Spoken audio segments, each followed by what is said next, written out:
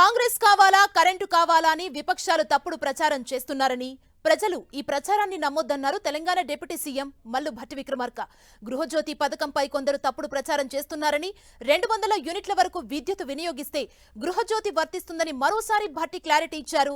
ప్రజా పాలనలో దరఖాస్తులు సరిగా ఉన్నవారికి ప్రస్తుతం జీరో బిల్ వస్తుందని, దరఖాస్తులు నింపడంలో ఏవైనా పొరపాట్లు చేస్తే వెంటనే ఎంపీడీఓ ఆఫీసును సంప్రదించాలన్నారు.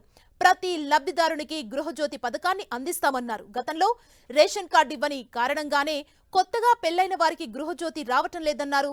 మంత్రి భట్టి విక్రమార్క గృహజ్యోతి కింద ఇప్పటి వరకు 40,33,702 మందికి జీరో బిల్ అందించామని, గృహజ్యోతి కోసం దరఖాస్తు నిరంతరం కొనసాగుతుందన్నారు.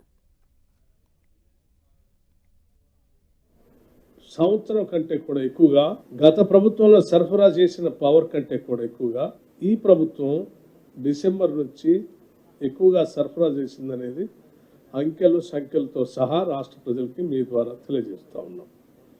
అట్లాగే హైయెస్ట్ పీక్ డిమాండ్ కూడా మేము సరఫరా చేసి దానిని కూడా ఇటువంటి పరిస్థితులు వస్తే కూడా మేము సరఫరా చేయడానికి సిద్ధంగా ఉన్నాం. ప్రజాపాలనలో అప్లికేషన్లు మేము ఆహ్వానించాం. ప్రజాపాలనలో మీరు ఇచ్చినటువంటి అప్లికేషన్లో మీరు పొందుపరిచినటువంటి సమాచారంలో ఎవరిదైనా రేషన్ కార్డు సమాచారం అయినా తప్పు ఉండాలి, లేకపోతే సర్వీస్ కనెక్షన్ సంబంధించినటువంటి నెంబర్ అయినా తప్పు అయి ఉండాలి. ఈ రెండు మీరు పెట్టినటువంటి అప్లికేషన్లో సక్రమంగా ఉన్నటువంటి వాళ్ళందరికీ యాజ్ ఇట్ ఈస్గా లిస్టులో ఎంటర్ అయిపోయారు.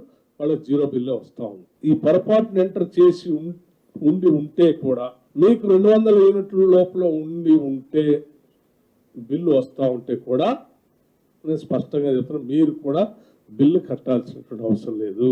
దయచేసి మీరు వెంటనే మీ దగ్గరలో ఉన్నటువంటి మండల అధికారి దగ్గరికి వెళ్ళి ఎంపీడీఓ ఆఫీసులో ప్రజాపాలన సంబంధించిన ఒక అధికారిని డెసిగ్నేట్ చేశాం మేము.